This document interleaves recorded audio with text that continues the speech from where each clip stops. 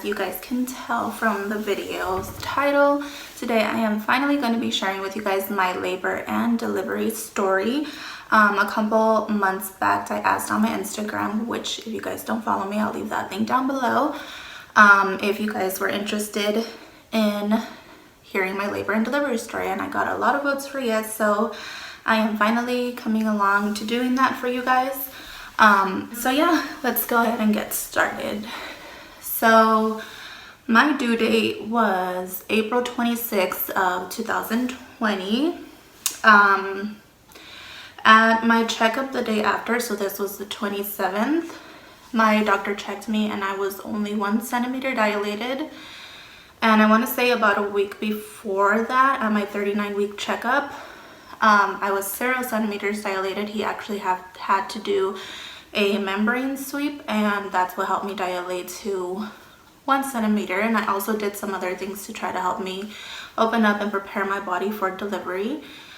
So at my 40-week and 1-day appointment, he checked me. I was still 1 centimeter dilated. And prior to that, I want to say around my last 2 months of my pregnancy, I was having a little bit trouble with high blood pressure. Unfortunately, that does run in my mom's side of the family, so I had to deal with that. And because of that, he did not want me to go into 41 weeks of pregnancy or of being pregnant. So that Monday when I went in, he told me, the next day, what are you doing tomorrow? And I was like, well, nothing. And he's like, okay, so how do you feel about getting induced tomorrow? And I was like, oh my gosh, really? Like, I was like, I'm ready to have this baby, because at the last few days, it gets intense. So I was like, yeah, I'm down for it. So he's like, okay, cool. We're going to schedule you to get induced on Tuesday, April 28th. And I think it was at 4 p.m. that I was supposed to go in. So that happened, and that night when I got home and stuff for my appointment, I already had my diaper bag ready, my hospital bag, everything that I needed to get ready. I think I just had like a load of laundry that I had to do for myself. So that's what I did. And then here comes the morning of, so this was April 28th. That morning I woke up with what felt like cramps. And that's actually pretty common throughout pregnancy. So I was just like, oh, I'm cramping and stuff. And just so you guys know, this video might get too TMI, but that is motherhood, that is pregnancy. So bear with me and just learn with me. So that morning I woke up with cramps. And like I said, I was doing last minute things around my room mostly. So just like cleaning up, folding my laundry that I had to have done the night prior. And I started noticing that those cramps were getting a little bit more intense. So as I was folding laundry and I would get the cramp, I would kind of have to stay still and, let it pass.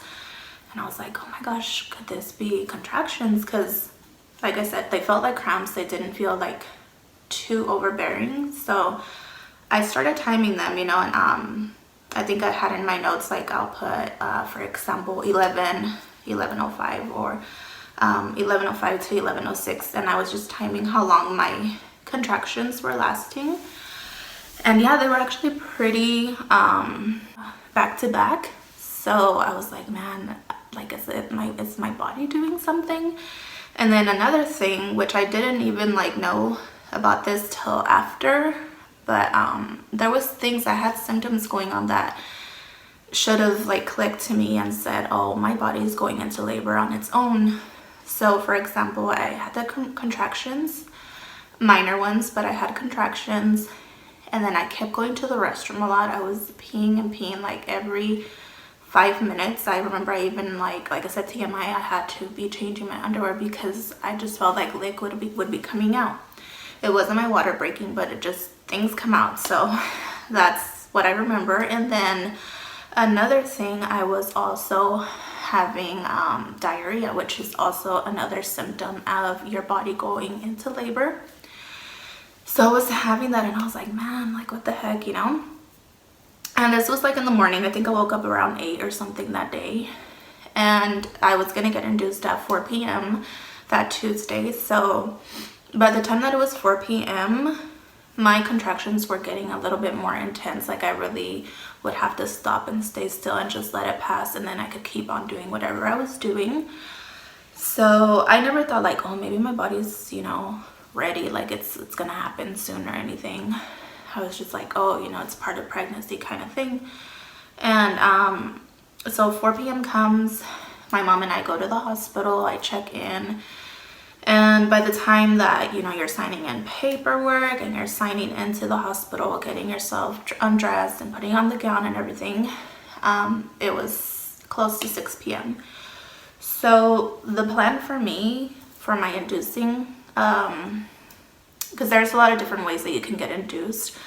The way that I got induced was by, they inserted this thing called I think it's called a cervidil. I don't know what it is, but this is how they explain it to me. It's kind of like if it was a tampon going in, and the point of the cervidil is so that your cervix can thin out and be prepared for labor. So that was another thing. I was dilating, but my cervix was too thick still. So the plan was for the cervidil to go in, and that had to be in, that had to be in me for 12 hours. So that went in at 6 p.m. and the plan was to get it out at 6 a.m. Once that's out, they were going to start me with the Pitocin. Pitocin is what makes your contractions come, you know. So then the main plan was for me to have Alea by 8 p.m. the next day, which was April 29th. So back to April 28th at 6 p.m. I got the cervidil inserted, and you know, they were tracking her heartbeat and stuff and my contractions. And I was fine, like, yeah, I was fine. I was pretty okay. Me and my mom were watching 50 First Dates on the TV, and just, you know, the hours were kind of passing and minutes and whatnot. And I was okay. I was having the contractions along this time. They did bring me some, like, shaved crushed ice, which hospital ice is pretty good. Every pregnant mom will say that, most likely. And then they did give me a popsicle, and my doctor let me eat a light dinner. It really depends on your doctor, but I've heard that most of them don't let you eat, and I'm not sure if that's because that can cause you to poop during labor.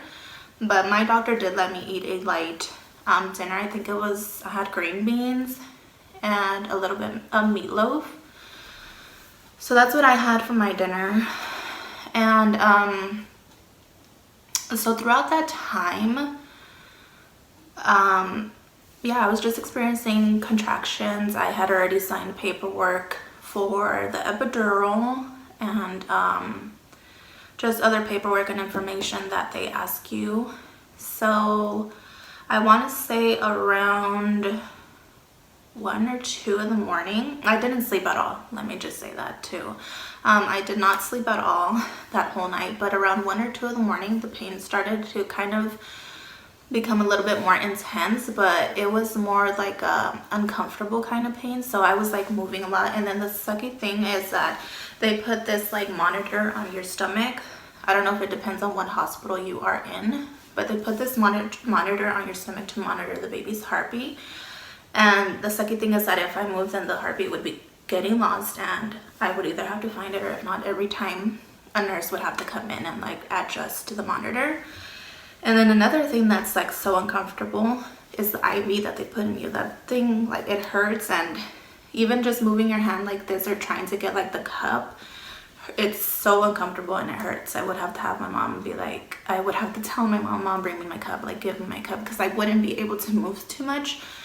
1, because of the IV, and then 2, because of the monitor. So yeah, like around 1 or 2 in the morning, it was getting uncomfortable. I like couldn't stay still anymore. What helped me a lot too was going to the restroom. So throughout this whole time, I needed to pee a lot, so I would get up. They showed my mom how to what is it called, like disconnect the machines and stuff and take off the monitor while I would go to the restroom and then come back, and then she would put it on and stuff. So I would go a lot to the restroom, because this is also tips, so I hope you guys do learn from this, but squatting positions are your best friends during labor. I swear, just being in a squatting position or having like a pillow or something between your legs relieves so much pressure that you're feeling, not down there necessarily, but like when you're getting your contractions. It helps out so much. So go to the restroom as much as possible. I didn't ask for a bouncing ball, but I know that some moms do that. What I did ask later on in my labor, which I will share with you guys, is like the peanut ball that they put in between your legs, and that relieves so much pressure as well. So throughout the whole time at the hospital, I was going to the restroom a lot, and it was always just to use number one. They don't have you swipe because the Cervidil is in you, so you just like tap, you know. Also, another reason you don't swipe is because you don't want to get any infections. So yeah, so I was using the restroom a lot, and then I was just kind of letting time pass by. And then I want to say around like from 2 a.m. to 4 a.m. those contractions were like kicking in really bad. Like they were hurting so much. Some tears were coming out. I wasn't like hysterically crying, but you know, I would be crying. Some tears would come out, and my mom would be like, well, you know, are you okay? You know, just breathe and stuff. And I was like, yeah, like, you know, it would last and stuff. And then I want to say around 4 a.m. those contractions like were super intense. I experienced back labor because my contractions would start from the back, and then they would go to my thighs, and then they would go to my lower abdominal area. So imagine feeling that every couple of minutes and for a long period of time. So my contractions were about, I want to say like 2-3 minutes apart.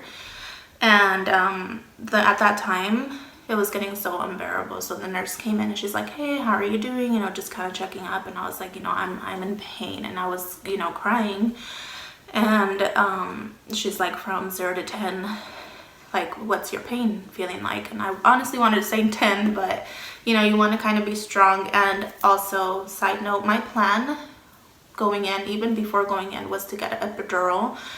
And from other moms that I have heard, it's good to just like get past through it, try to get to 5 centimeters at least, and then get your epidural. Because if you get it before, then by the time that you are actually gonna deliver your baby, that epidural might be gone. So you want to wait 5 centimeters or 5 through 7. So that was my plan all along.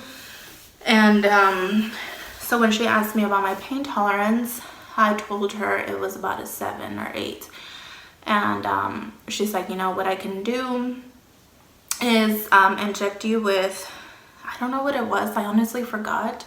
It might be in my paperwork, but she injected me with something that was supposed to help kind of with the contractions and the pain that I was feeling. So I was like, yeah, you know, let's go ahead and do that. So she did that, and it helped for like literally 3-5 minutes. I even regret getting it because it didn't really do much. But as soon as I got that, oh my god, after those 3 or 5 minutes, my contractions were like back to back to back to back, like one after the other and the other and the other, and they were like the big ones, and it was so painful. And I was just so uncomfortable. And then this was, keep in mind, this was at like 4:30.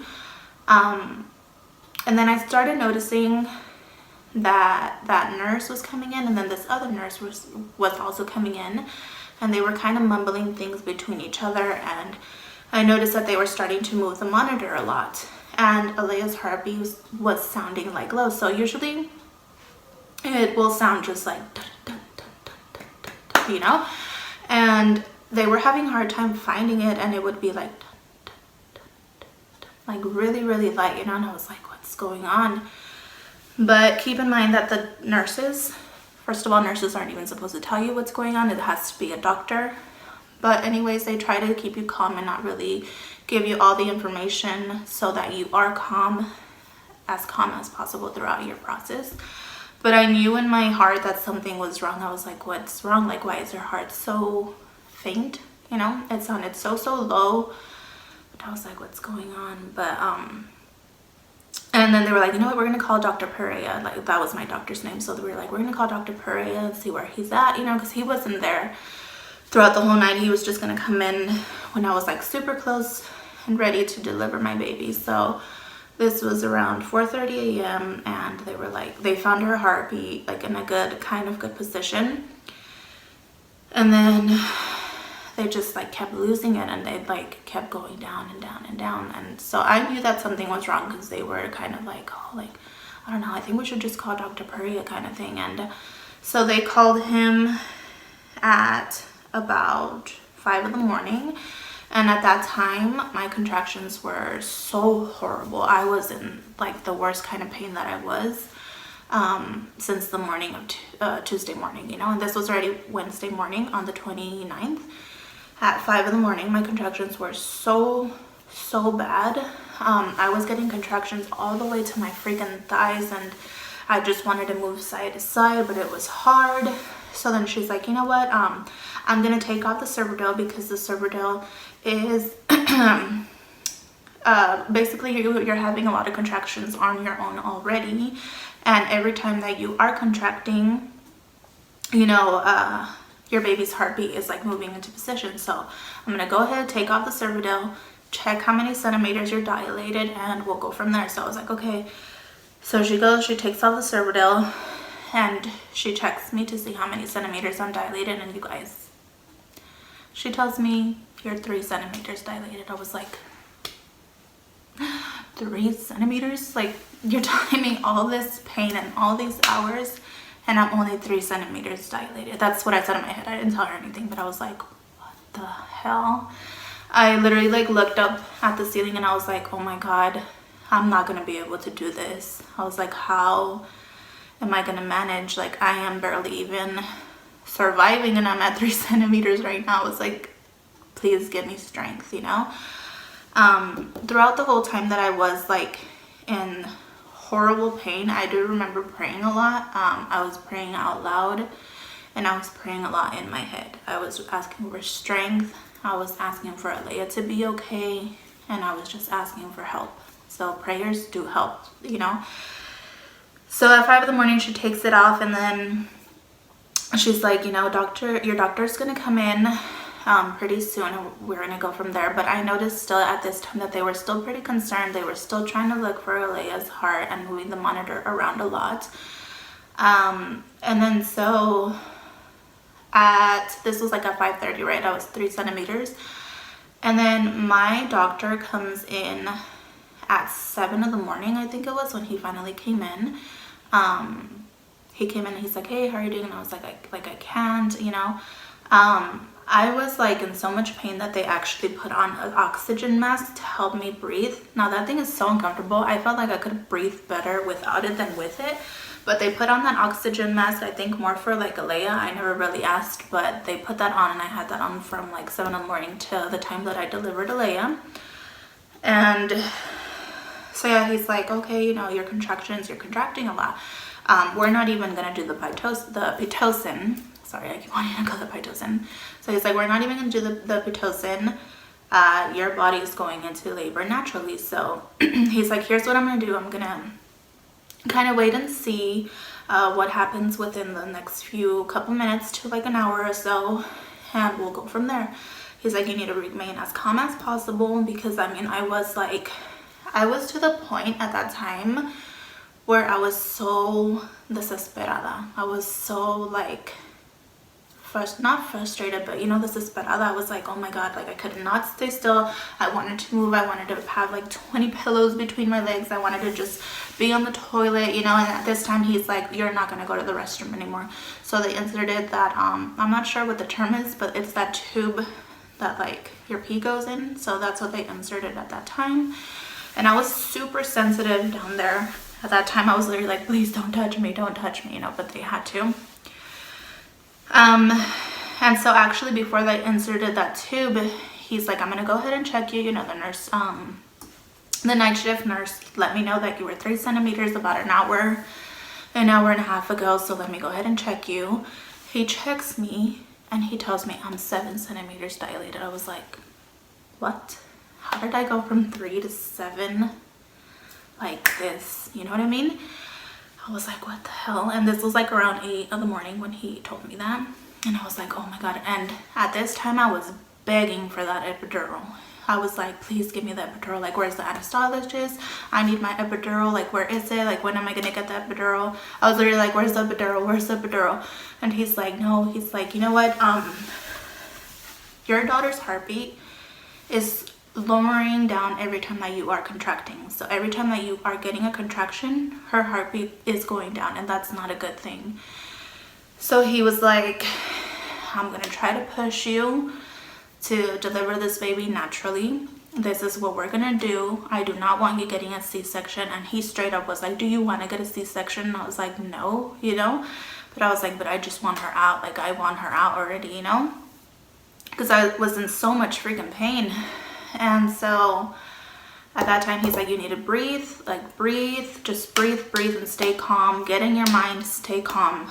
And so every time I was getting those contractions, like I was like, oh my God, I can. And I just kept looking up and I was like, oh my God, like help me. And then I was not screaming. I know I've seen some videos and I was pretty terrified because honestly everyone's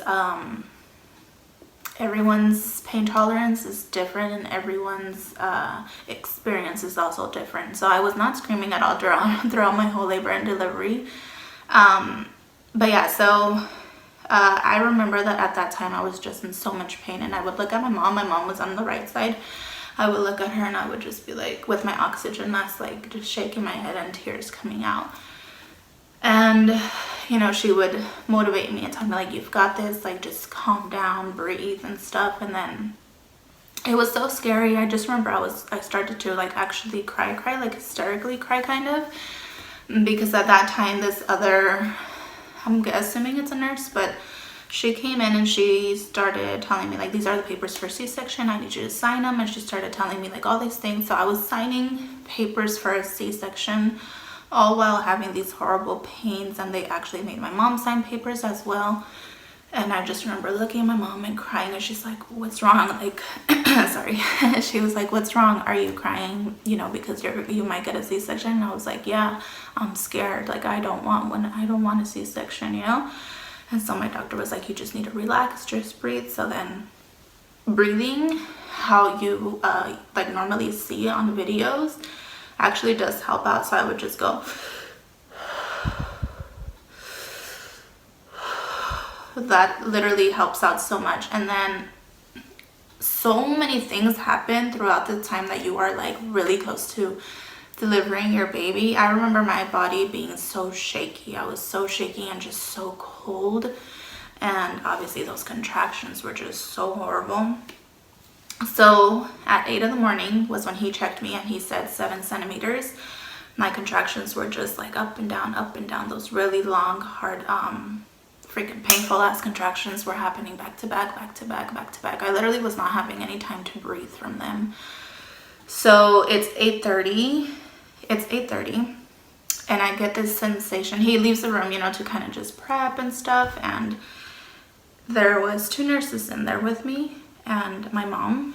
And it was around 8:30 or 8:40 actually, something around there, like 8:30 or 8:40. And I felt like I needed to push. It literally feels like you are in the restroom, constipated and trying to poop. That's literally what it feels like. So I got the sensation, and I was like, I need to push, like I want to push. And the nurse was like, no, you can't push. And I was like, I am gonna push. You're not gonna, well, I didn't say you're not gonna tell me, right? But I was like, you're not gonna tell me I'm not gonna push. I'm gonna push. So I did tell her, I'm gonna push, like I need to. And she's like, and then, you know, we need to check you and stuff. And I just started pushing, because that's literally like, you cannot stop it. It's just a sensation and you're like, oh my God. So I just started pushing, and she's like, you know, like let's practice push then. So I started practice pushing, but only because I really had that feeling of wanting to push. And she's like, okay, let me go ahead and check you. And I was like, no, don't touch me, no. Like, no, don't touch me, because I was so sensitive down there. So whether I liked it or not, they were gonna check me. So she checks me, and she's like, oh my God, you're 10 centimeters. This baby's gonna come right now. I was like, what the fuck? I literally was like, how the hell did I go from 3 centimeters to 7 centimeters to 10 centimeters within like 2 hours? or 2.5 hours. I was like, what the heck? And all I could think was like, oh my god, I'm doing this without the epidural, like what the hell? So they call my doctor in, you know, everyone's putting on their gloves and stuff, and they like the bed's kind of like this, for example, so they fold this one down and they have me scoot up, and then they put the one part for one leg and the other part for the other leg.